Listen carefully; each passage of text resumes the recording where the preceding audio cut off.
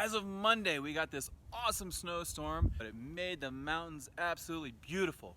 We got more snow in the valleys and the benches than we did up higher in the mountains. Over a foot in many places. But what that means is now there's an avalanche threat.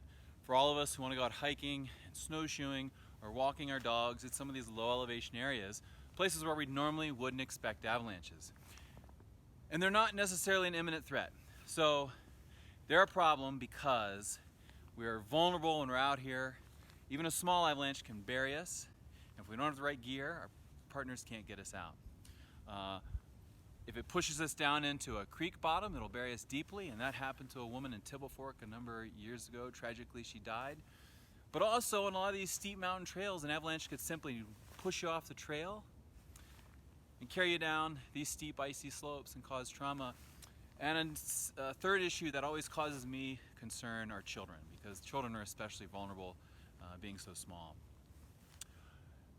Where this problem exists is any steep open slope like this one.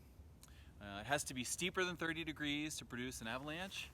And a good rule of thumb is that if it looks like a slope that an advanced skier might ski or ride, that is avalanche terrain, and that's where you can get an avalanche. Now, it doesn't have to be big, but it just has to be steep enough. When this problem will occur is anytime we get a big storm that lays down a bunch of snow.